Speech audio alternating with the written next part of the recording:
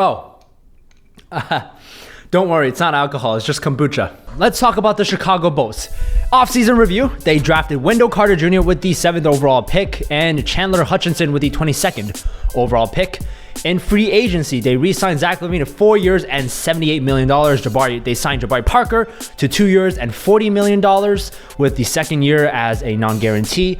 They signed Antonio Blakeney, re-signed him to 2 years and $3 million. Antonius Cleveland, and another guy whose last name I really don't want to pronounce. And then the people who left. So Jarian Grant, they traded away in a basically salary dump move. He was making, I think, around $3 to $4 million per year. So they wanted to get rid of his money to not pay too many taxes. And David Nwaba also left in free agency, signed with Cleveland. Noah Vonleh signed with the New York Knicks. And they waived Sean Kilpatrick and Paul Zipser. Wendell Carter Jr. I thought was a really good draft pick by Chicago, and he was pretty good in the summer league as well. He has great timing on his shot blocks, generally very active on both ends of the floor, showed some ability to score in isolation in the mid-post, good touch around the rim, as well as hitting some three-pointers. If his defense keeps improving throughout the years, he could make for a very interesting duo with Lauri Markkanen in the front court, as he can cover for Markkanen's weaknesses. And then they took Chandler Hutchinson with the 22nd overall pick.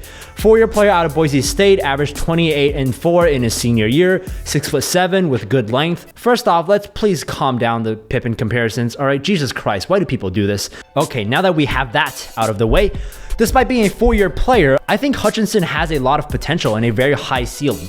During his time in college, he developed into a respectable 39% three-point shooter, which will be a key factor, probably the key factor, as to how he develops in the NBA.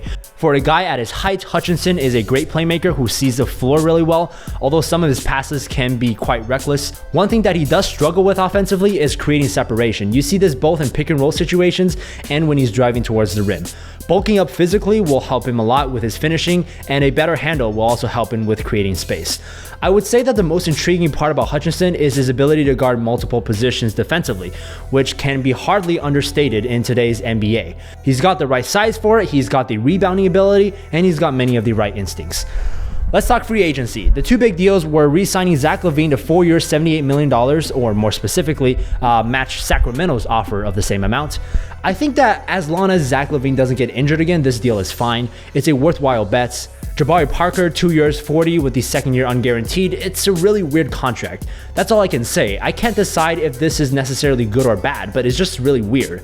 Given Parker's injury history, you would think that he would be inclined to a 4-year deal for less money, but given the fact that very few teams actually went after him, he probably didn't even have that option. But then again, was any other team going to offer Jabari Parker $20 million this next season? I feel like the Bulls could have offered him 2 years, 30, and that would have been the best offer. Who else was going to pay him more than that?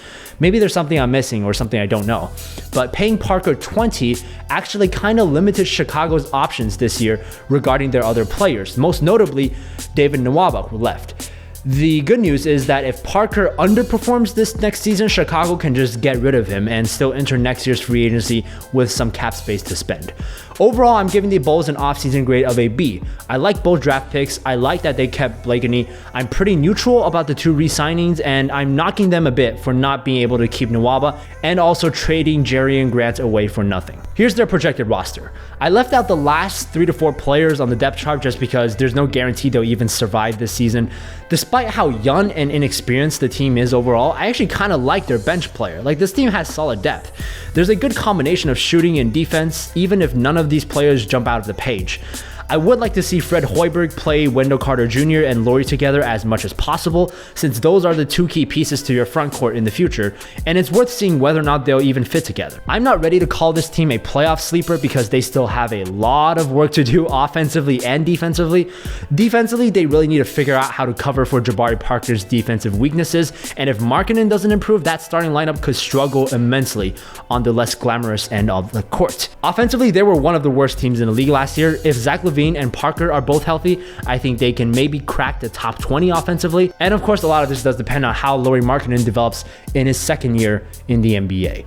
Vegas odds has the Chicago Bulls projected at 30 wins. I'm going to take the over on this. This feels like a solid low 30s win team. All right, that's it for the Chicago Bulls. Stay tuned to the channel for the rest of the season previews. If you're not yet subscribed, then you should definitely just do that. But other than that, I'll see you tomorrow with another season preview.